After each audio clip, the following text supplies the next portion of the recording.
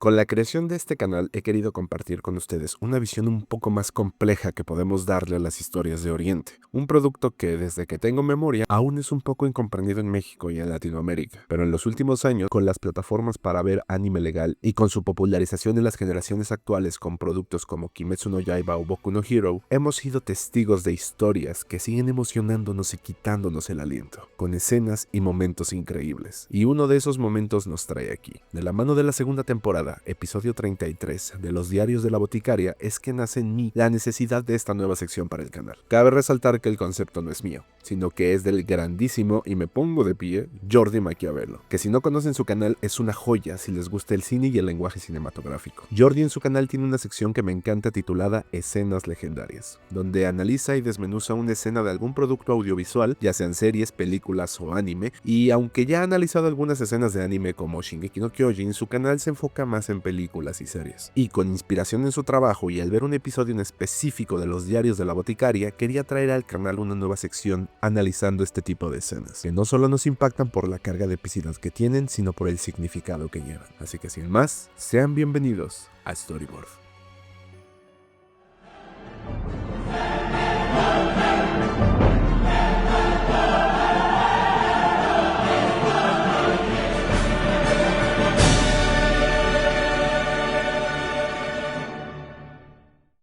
La escena que analizaremos es el misterio del antiguo emperador, aquel que, dicho por la emperatriz viuda, quiere saber si ella fue la causante de la maldición que, a día de hoy, el Oxiso, el antiguo emperador, sigue cargando, ya que su cuerpo, ya inerte en un mausoleo, no se ha descompuesto y sigue casi intacto después de su fallecimiento. Antes de continuar, me gustaría aportar un poco de contexto al video. En Los Diarios de la Boticaria, temas que se refieren a la mujer y a la posición que les corresponden dentro de la época se nos deja ver desde el capítulo 1, en el que Mau Mau es secuestrada y después vendida para ser una sirvienta en el palacio interior. No he leído las novelas, así que solo me enfocaré en lo que el anime nos cuenta en cuanto al contexto histórico que nos presenta. En la primera temporada, Mau Mau en distintas ocasiones nos ha mostrado que, aunque llegue a ser inteligente y astuta, como si de un Doctor House oriental se tratara, aún conoce el lugar que tiene en su mundo, una simple sirvienta. A su vez, Mau Mau nos describe, mientras van pasando las temporadas, el papel que tienen no solo las sirvientas, sino las concubinas de alto rango como Lijua o Gyokuyo, hasta sus hermanas cortesanas en la Casa Verde y Gris. Los Diarios de la Boticaria no solo nos presenta un mundo donde nuestra protagonista corrió con la fortuna de ser vendida y poder sobrevivir gracias a su pasión, los venenos, sino que también nos muestra la cruda realidad del papel que las mujeres en ese entonces debían llevar, desde ser secuestradas y vendidas como concubinas o sirvientas, hasta ser un objeto meramente político. Y es aquí donde quería llegar. Una de las concubinas principales es Lishu, una niña que fue llevada al palacio interior por el antiguo emperador, quien se decía que gustaba de las chicas jóvenes, por no decir que eran solo niñas. Y esto es lo que me encanta de la serie. Desde que escuchamos hablar del difunto emperador, Mau Mau lo califica de alguien perverso, alguien que se fijaba en niñas a las cuales podía usar y tirar como si de pañuelos desechables se tratara. Y la serie nos encarga de justificarlo. Los pecados que cometió este ser son, hasta ese entonces, una fuente de resentimiento y odio que ha sido arrastrado por generaciones. La serie nos encarga de normalizar los actos de este emperador pedófilo. Este tipo de cosas pasaban, eran normales, pero Mau Mau se encarga de decirle al espectador que no eran correctas. Con este contexto, comencemos la escena. Como petición de la emperatriz viuda, Mau Mau solicita entrar a la habitación del emperador una noche antes, para poder investigar si en ella existe alguna posibilidad sobre la maldición que podría tener el cadáver del antiguo gobernante. Vemos caminando a Jinshi junto a Gao Shun y a la emperatriz viuda, seguidos por Mau Mau detrás. Como dije antes, aun cuando Mau Mau ha mostrado su valor en el palacio ante la emperatriz, debe mantener su lugar como sirvienta, manteniéndose lejos del encuadre y viéndose pequeña ante la corte de la emperatriz viuda.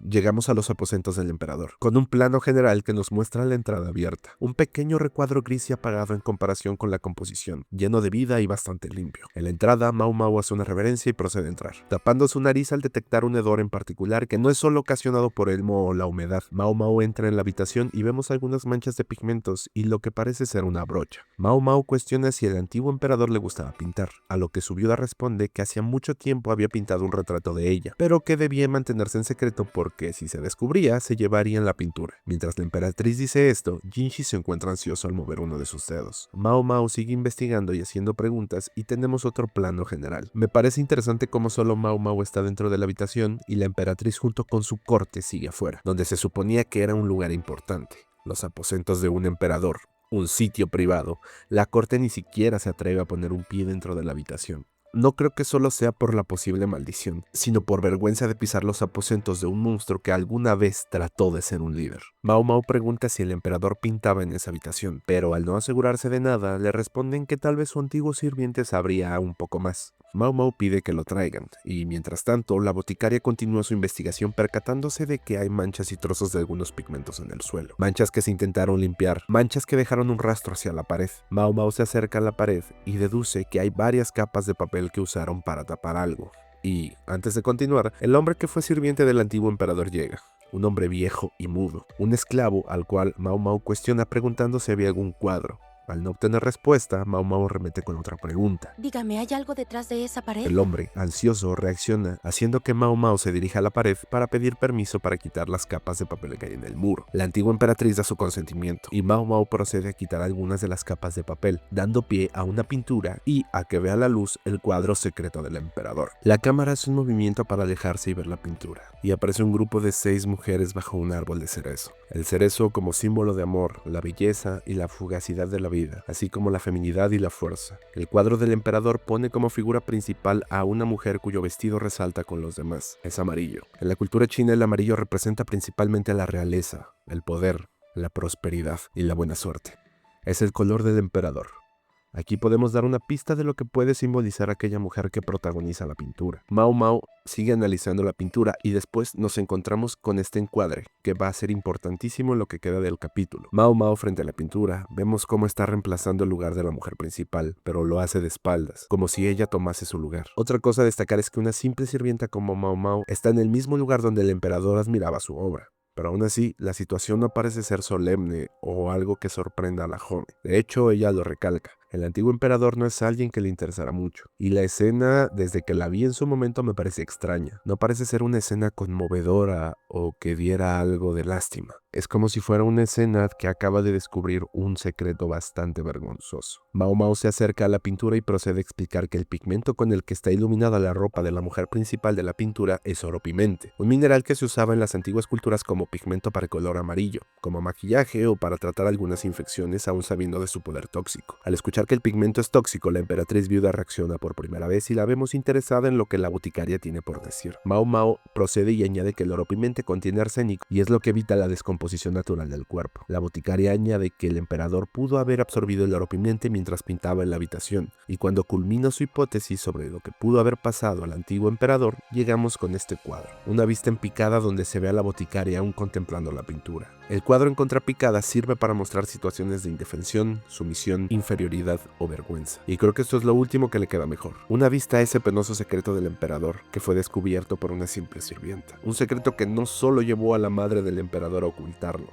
sino también uno que lo envenenó. Mao Mao explica que el pintar no era un talento que un emperador debía mostrar. Por eso su madre decidió encerrarlo en aquel cuarto para encargarse ella de manejar el reino. Posteriormente a eso, saltamos al pasado y vemos al emperador pintando con el pigmento tóxico a la mujer principal, visto desde la misma posición. Habíamos dicho que el color dorado en la cultura china simboliza la realeza, pero aquí lo único que viste ese color es la pintura y un pequeño cuenco situado en la mesa, ya que él mismo sabía que no era capaz de ser emperador, dándole color a la mujer que tomó su lugar, su madre, su protectora, rodeada de su mayor obsesión, que eran las pequeñas que acompañaban el cuadro, mientras él, diminuto, solo se encarga de mover el pincel, como si de un niño pequeño pintando la pared se tratase. El flashback termina y la boticaria procede a salir de la habitación, como si se tratara de un investigador en una escena del crimen, y la emperatriz procede a entrar al cuarto. Al entrar, vemos cómo el cuadro le corta los ojos a la emperatriz. No nos permiten ver su mirada hasta que llega a este plano, donde se le ve cruzar la mirada con la que era su difunta suegra y la música nostálgica se corta, pasando a un silencio sepulcral. Y la vemos reaccionando a aquella pintura. La escena cambia y vemos que ha pasado el día, y cómo el cuarto se ha pintado de amarillo. Lo que era un ambiente gris, como si de una escena del crimen se tratara, ahora se torna amarillo. Amarillo como el oro pimente. Un ambiente tóxico para la emperatriz, lleno de veneno, un cuarto que se invade con el aura tóxica de aquel monstruo que abusó de ella hace años. Pasamos a este cuadro y vemos cómo la pintura toma más protagonismo, incluso parece inclinarse hacia la emperatriz, como si tratara de sobreponerse a ella. Esto me parece hermoso, ya que un cuadro antes la veíamos a ella a la par que su suegra pintada, pero ahora ella parece más pequeña, incluso el cuadro la corta a la mitad para que no se vea completa. La emperatriz se cuestiona si ella estará pintada ahí, buscando respuestas. Y aquí es donde conocemos el pasado de la antigua emperatriz, y la obsesión del monstruo que la marcó literal y metafóricamente de por vida. Y regresamos a este encuadre. Vemos al emperador vestido de negro, de espaldas, y frente a él, a la emperatriz vestida de un amarillo, mostrando lo que en un futuro iba a hacer. Mientras la emperatriz con voz en off explica cuál era su situación y los gustos que tenía el emperador, hay dos cuadros que me parecen brutales. Donde vemos a la pequeña con la cara cabizbaja y al antiguo emperador tocándole la mejilla, como una clara señal de un monstruo tentando su próxima presa. Además que todo el amarillo que se dejaba ver en el cuadro pasado, ahora ese color es opacado por el propio emperador que viste con ropas negras, manchando no solo la imagen con tonos más oscuros, sino solo dejando una pequeña línea de luz en la indefensa niña. Y para rematar, la pequeña se encuentra a la altura de la cadera del emperador. Un cuadro bastante triste y cruel, pasando al segundo plano donde Anshi explica que su primera regla llegó antes de lo previsto, dejándola lista para tener descendencia. Un último punto a resaltar es que la ropa que vestía Anshi era de un tono amarillo, pero ahora, en la actualidad, lleva algunos tonos dorados en su vestimenta, pero cubierta principalmente de negro, el color del antiguo monarca, cubriéndola, simbolizando aún el trauma y la marca que lleva consigo de aquel monstruo. Regresando a la escena, aquí vemos un traveling vertical que va desde el rostro de la niña hasta su vientre, deteniéndose ahí, mostrando lo que de verdad le importa al monarca. Pasamos a cómo fue el primer encuentro, donde Anshi relata que su hermana era la concubina del emperador y ella solo su dama de compañía. Al encontrarse con él, por primera vez, nervioso, rechaza con fuerza a la hermana de Anshi, haciéndola que caiga al piso. Anshi pensaba que en aquel momento ese no parecía ser el líder de ninguna nación, y al acercarse al emperador, ella firmó su sentencia, tomando el lugar de su hermana como concubina. Durante este flashback se nos cuenta cómo Anshi dio a luz al emperador actual y cómo tuvieron que hacerle una cesárea debido al parto que tuvo que realizar, y cómo, cuando Anshi perdió la apariencia de una niña, fue rechazada, enfocándose el emperador en las pequeñas que deambulaban por el palacio, llenando su ser de rabia por todo el dolor que le había hecho pasar aquel patético hombre. Llegando a este cuadro que es brutal.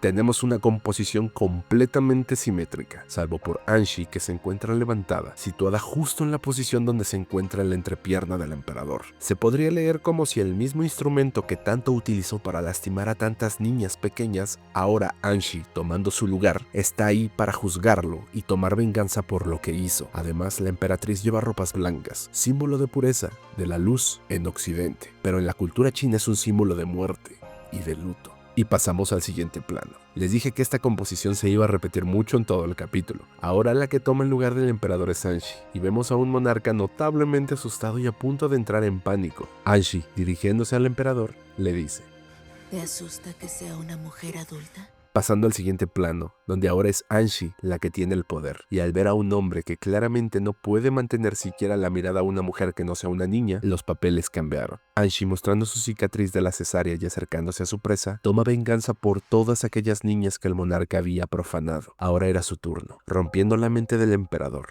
La habitación no era un lecho de amor. Era una cámara de tortura y el funeral de la cordura del enfermo monarca. Regresamos al presente y vemos a la emperatriz viuda, no sin antes mostrarnos el último plano en picada con Anshi viendo la pintura, saliendo de la habitación del que abusó de ella, terminando el capítulo. Me parece increíble lo que hicieron con este capítulo. No solo por el misterio que involucra la serie, sino por el reflejo a una parte de la sociedad japonesa que se ve personificada como el emperador y la crítica tan elegante sobre cómo tratar un tema tan horrible como es el abuso de un menor. El emperador, un inútil, incapaz de llevar una vida o tomar sus decisiones, encerrado en su cuarto y obsesionado solo con bonitas imágenes y relacionándose con niñas porque no ha madurado como para tener una plática con personas de su edad. Y esa misma obsesión fue lo que lo llevó a envenenarse. Este ejemplo del emperador lo llevo al tema de los hikikomori, hombres adultos con miedo a socializar, encerrados en sus cuartos con imágenes de sus personajes de mundos de fantasía, obsesionado por los pósters de sus musas de 2 dimensiones en la pared. Pero no solo eso, sino que ni siquiera el emperador fue capaz de obtener un descanso eterno, ya que el cadáver se había quedado intacto por culpa del arsénico, haciendo que ni siquiera pueda pudrirse, dándole al emperador una condición no humana, un monstruo maldito, enfermo y patético, que ni siquiera es digno de que la propia tierra reclame sus huesos. Espero les haya gustado esta nueva sección. Tengo muchas escenas que me gustaría desmenuzar. Cuéntenme, ¿qué otras escenas les gustaría que analizara o qué series les gustaría que trajera al canal? Muchísimas gracias por el apoyo al video de Crunchyroll. Dejen su comentario y su like para que podamos monetizar el canal y comprarle a mi Mau Mau su besoar de buey. Así que sin más, me despido. Cuídense mucho, gente, y bye bye.